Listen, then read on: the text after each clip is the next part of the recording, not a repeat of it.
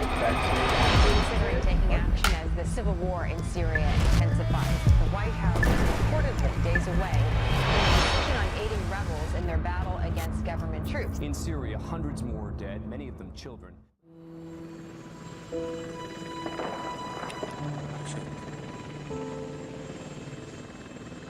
Allahu Akbar!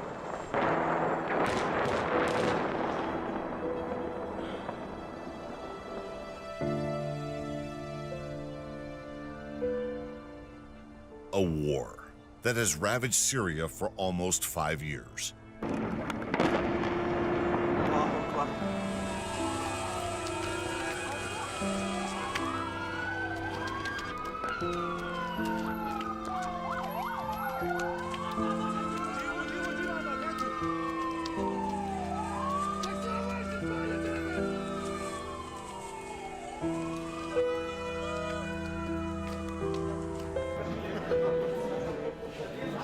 Civilians are now trapped between regime forces and Daesh.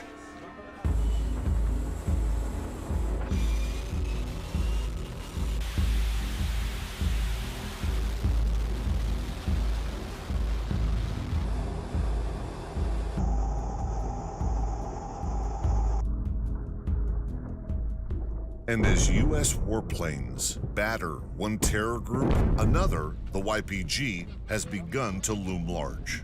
A US-led bombing campaign launched in September helped tip the balance in favor of the Kurds, who were also aided by 150 Iraqi Peshmerga fighters. In early 2015, US-led airstrikes squeezed Daesh out of the town of Kobani.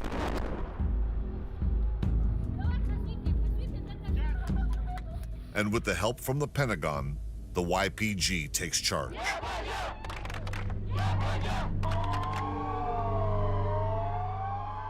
This is the 5th major bombing in Turkey in the past 8 months.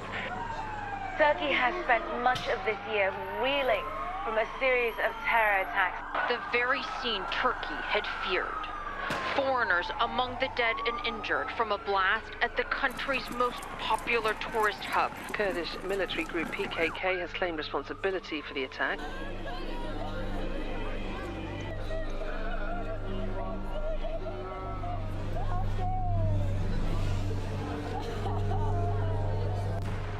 The YPG is the Syrian branch of the PKK, responsible for decades of terror attacks on the Turkish state. It has now gained a foothold on Turkey's doorstep. The solution of only helping the Syrian Kurds was short-sighted. It gained territory and it did defeat ISIS, which is a good thing, but it has actually laid the groundwork for more fighting in eastern Syria and more recruitment for the Islamic State. President Barack Obama relies on the YPG, saying he isn't yet ready to send U.S. troops to the Syrian front. Having said that, I do not foresee a scenario in which boots on the ground in Syria, American boots on the ground in Syria, would not only be good for America, but also would be good for Syria. One of the other things that a lot of people in the United States also enjoy about seeing the Kurds in action is it prevents a situation where the United States has to send in boots on the ground to fight house to house, town to town, to retake areas of Syria and Iraq taken by Daesh and jihadists. But it seems the U.S. already has its boots in Syria. The only question is, since when? That only happened later in time. The 2,000 U.S. forces that came to Syria were not there at the beginning. It happened over time as the tasks that were being taken up by the Kurds grew more complex. U.S. Special Forces have been a part of our operations to defeat Daesh from the very beginning. We certainly would not talk specifically about dates of when our forces move and where they move to, but know this, these are America's finest warriors, and these warriors have been part of our efforts to defeat Daesh from the very first day. Washington is preparing to send more troops to help the fight against Islamic State. This in a clear departure from previous policy voiced by the American president numerous times in the past. This information is kept not just from the general public, but also from the U.S. Congress. This is a major trend that's been going on for quite some time that is very disturbing to a lot of people, including myself, who read the U.S. Constitution, which says that it's the Congress that has the power to declare war, even though the President is the Commander-in-Chief. The reason why U.S. Special Forces are in Syria is to secretly arm and train the YPG against Daesh. Well, that's right. These forces, they operate in silence. These are very special soldiers who are extraordinarily well trained and who have amazing capabilities. But part of their capabilities are because they operate in the shadows. They operate in darkness. They operate where others will not operate. And they bring, their very presence strikes fear into the heart of our enemy. And this is what we wanted. We wanted al-Baghdadi to go to sleep and keep one of his eyes open, although I think he lost one eye. So keep his one good eye open. We want them to live in fear. The shock accusation came after U.S. elite troops were spotted in Syria wearing the insignia of Kurdish fighters whom Ankara calls terrorists. The troops were equipped with low-profile helmets as well as Mk-47 automatic grenade launchers, both typically used by U.S. Special Forces. Debate over Washington's possible support of a terror-listed group is reignited when a Syrian news agency releases photos showing U.S. troops wearing YPG patches. They did make a mistake, and it created some hard times for me as a spokesman. Okay, good morning, everybody, and apologies for the delay. I think the first thing to make clear is that wearing those YPG patches was unauthorized and it was inappropriate. And corrective action has been taken. And we have communicated as much to our military partners and our military allies in the region. Our focus is to provide advice and assistance to the Syrian democratic forces, particularly the Syrian Arab component of that force. Thanks, guys. I'll see you next week. Take care. We're not there to worry about who's wearing what clothes. We're there to worry about defeating Daesh to kill terrorists, and that's what those Marines were doing. Despite the YPG receiving U.S. support from the air and on the ground, Daesh grows to become a global threat. I've just chaired a meeting of the government's emergency committee, and I want to update you with the latest information about the attack. The sequence of events started with a hired white van driving at speed across London Bridge. Londoners will never be cowed by terrorism. We don't know if this attack was directed by al-Qaeda or the ISIS terrorist group, but tonight Clarissa Ward tells us that both had put a bullseye on France. The third major attack that ISIS has claimed responsibility for in just the last couple of weeks. In just the last couple of weeks, and the French President Hollande this morning declaring war on ISIS. This country and the world now reacts to another series of deadly terror attacks. Tonight, the urgent manhunt right now after the city of Brussels is rocked with multiple explosions at the airport and then in the subway. Americans among the injured, among those trapped, and you'll hear from them tonight. Stay down.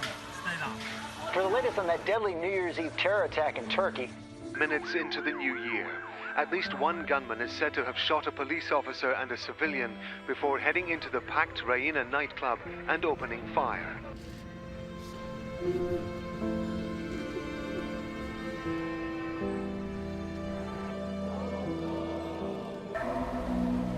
On the last day of September 2015, the war takes yet another dramatic turn.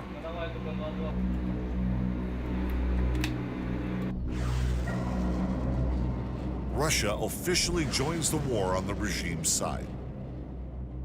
Syrian state television announced that Russia had commenced airstrikes in the country.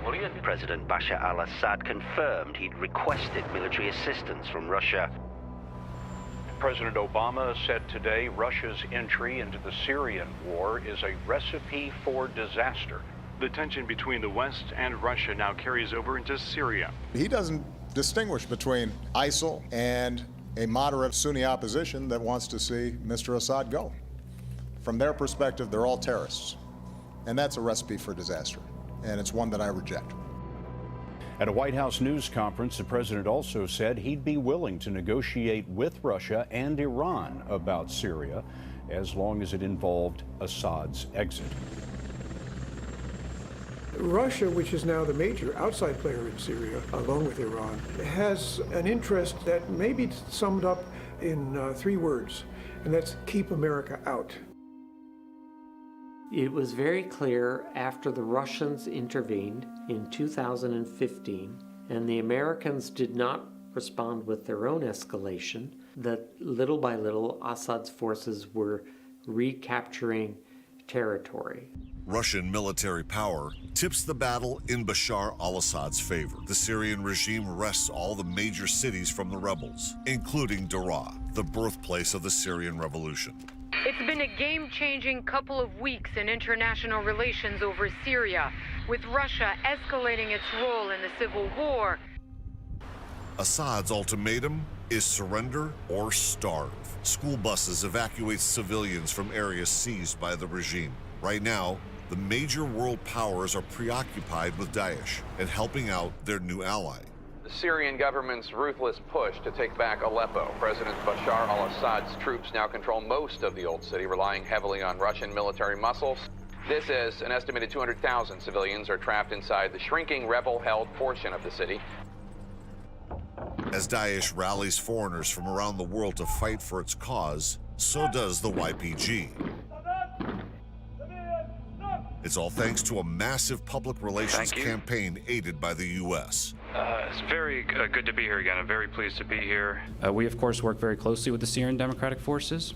When they are fighting Daesh, we do provide air support. It has to be coordinated.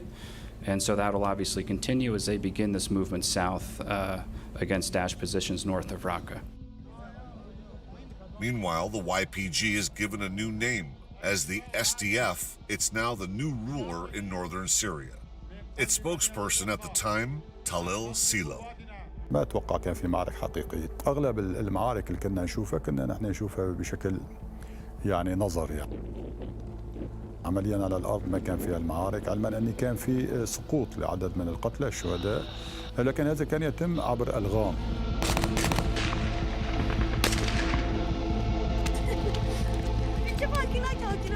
كل المعارك نسبة القتلى لقوات سوريا الديمقراطية 10% خلال ما يسمى معارك بعيدة، يعني أما معارك مباشرة ما بين الطرفين ما كنا نشوف نهائيا.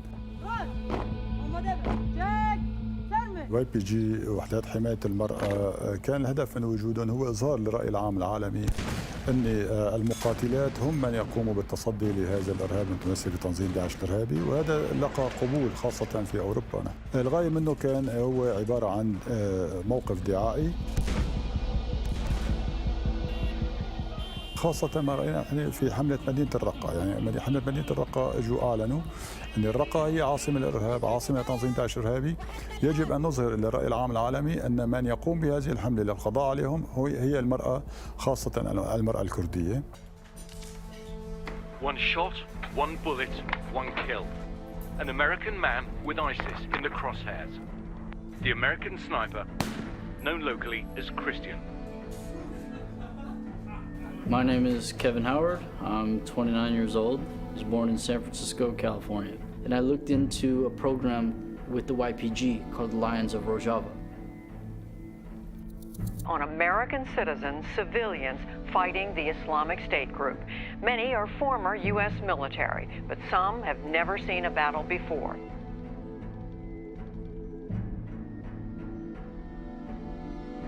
I went to Syria because I was lost in my own life. I might not have the combat experience, or I might not have the soldiering experience, but maybe this is something that I can try to do. If nobody else is going to do it, then why not me? What's to prevent me from giving it a go?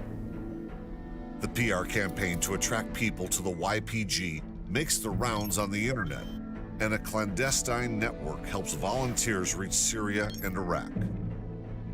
We got smuggled into Syria. They used Peshmerga drivers and Peshmerga vehicles, and then they dressed us up like Peshmerga soldiers, and that's how we got smuggled across the border. It was a very arduous journey, full of much hardship and danger. There was much bribery involved, there was much trickery involved. The YPG itself runs its operations like a totalitarian government. They run their region like a totalitarian government. This is not a pro-democracy movement, and I imagine that the volunteers discovered this pretty quickly after they arrived. 3 Americans arrive in Syria to join what they believe is a fight against Daesh. But they first go through an academy involving more than just weapons training.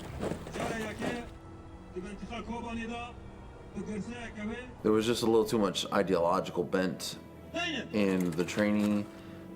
The YPG seemed to me to be taking their cues from the Soviet Union and Nazi Germany when it came to close order drill, and it made me kind of uncomfortable.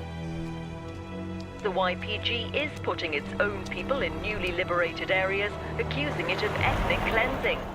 Amnesty accuses the Kurdish People's Protection Units of raising entire villages.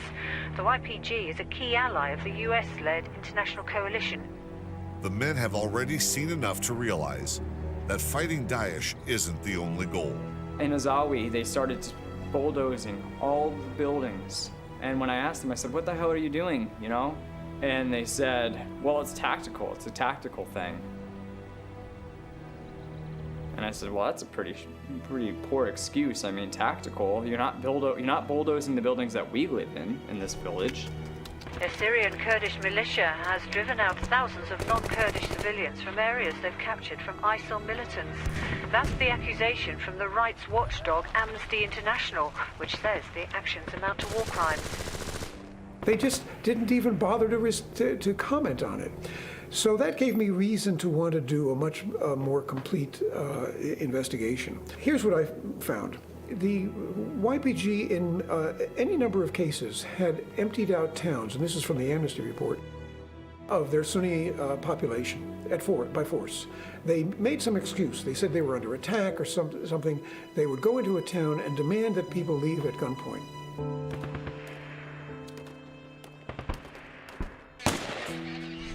This Takam with these 16-year-old soldiers, they call themselves guerrillas, fired upon a car fleeing Manbij, and somebody fell out of the car, even though these 2 children and a mom and a father got out of the car and put their hands in the air. But yeah, even though somebody fell out of the car and rolled into the ditch, and then the car backed up and they kept firing.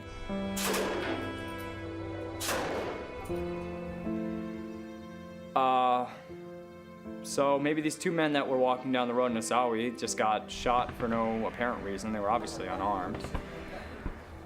Maybe that's just the chaos of war. Maybe it was Daesh putting recon out, trying to test our response. Maybe these guys volunteered knowing they would die. Maybe it was just 2 old men on the other side of the village going for a walk. I don't know. I don't have these answers. They're not intent on living by the rules of warfare, which is to protect civilians rather. No, for them, civilians are the target, and they're perfectly happy to do it. The Syrian National Coalition, the main political opposition in exile, is accusing the YPG of what it calls violations against ethnic Arabs. It is now demanding the United Nations sends an investigation mission to the area. The Kurdish force has depopulated and razed Arab villages in Hasaki province. While I was in Syria, I did not meet with a single Arab, to my knowledge. It's weird because I was in Syria. I was in the Kurd part of Syria, so I met with Swedes, Canadians, Czechs, Poles, and 1 Chinaman, but I did not meet any Arabs. Dozens of civilians were wounded in the ongoing assaults carried by Syrian Democratic Forces. Dozens of families were forced to flee their villages. So the YPG's agenda and their list, basically, of places to attack and to rid of their Sunni inhabitants turned out to be coincident with the Syrian regime's own list of enemies. The people directing the cleansing of northern Syria by the YPG were the Assad regime. Did the American government know that? Were the Americans aware of it? Probably not. I mean, one of the things that in our discussions with the YPG that we always insisted on, and was always a concern, was that there are ethnic tensions in northeast Syria, and we would always try to press the Kurds to be as inclusive, as non-discriminatory. So that was always a concern, and there's no doubt that the modes of governance of the Kurds have not been sort of models of transparency, inclusiveness, etc. Also making the rounds are reports of human rights abuses by the YPG. These include denying medical treatment to non-Kurdish Syrians, something Patrick says he saw while serving in the YPG medical unit. There was a particular haval in the Kobani Health Committee that said that we weren't to treat Arabs to the same degree as we treat Kurdish people, as we treat Kurdish soldiers.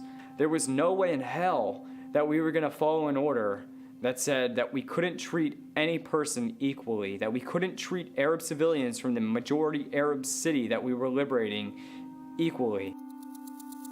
The dispute escalates in August 2017. A U.S. Marine Corps sergeant is wounded by a YPG member. The Pentagon covers it up. Why did that incident happen? It happened because the Syrian Kurdish fighters were angry that the American soldiers were giving medical help to a group of wounded Syrian Arabs. At least 3 Americans died in July fighting ISIS in Syria, but they weren't fighting with American military units. A 24-year-old British man who went to Syria to fight the so-called Islamic State group has been killed. More than 400 foreigners are fighting alongside the Kurds, and a handful of them are Americans. المقاتلين الأجانب كانوا يطلق عليهم اسم المقاتلين الأمميين، ولكن لم يكونوا يتواجدوا بشكل دائم ضمن أماكن تواجد قوات سوريا الديمقراطية، إنما فقط عند أي حملة كانوا يأتوا بهم يشاركوا بالحملة ولو بشكل رمزي لإيحاء للرأي العام، خاصة أن نحن كنا نشوف كان في قتلى يسقطوا منهم من عدة دول، على الأساس كانوا عندما يوصلوا بتلك المناطق من باب البروباغندا، من باب الدعاية الإعلامية أن في مقاتلين أمميين عم بيجوا بيضحوا بأرواحهم لنصرة هذه القضية العادلة حسب ما هن يدعون اللي هن حزب العمال الكردستاني. In the interest of truth, I will say this. There is a business of having martyrs for your cause. The more people that die for your cause, the more valid your cause looks like, especially foreign volunteers. For example, if you have 5 or 6 or 10 dead German volunteers, the German government will look at your cause and say, wow, maybe we should give money to this. Maybe we should throw air support. Maybe we should give you tanks, weapons, armament. I know for a fact there has been many foreign volunteers who have been pushed towards this outcome and died that did not want to. I changed. How could you not? When I see a young soldier, 15, 14 years old, joining the Kurdish movement, the Westerner in me says, that's disgusting. He's a child. How could he be a soldier? The UN says a majority of the child soldiers in Syria have been recruited by the YPG terror group, which is backed by the US. To know that the kids thought there was value in ending up on a yellow poster, so more kids would join up and end up on yellow posters in this really vicious, reciprocating cycle of violence and death. Yeah, I'm a little mad at the idea that maybe lives are not worth as much as propaganda. When you become as evil as the enemy that you are trying to fight, you are no better than them. That use suicide bombing, that use horrible tactics against Turkish people, against Turkish civilians. This does nothing. This is nothing for the cause. This does nothing for the revolution. This is nothing for Kurdish rights. In the final episode of Syria, the Backstage, a change of power in the White House and also in Syria's north, with the YPG taking over the area and what lies beneath.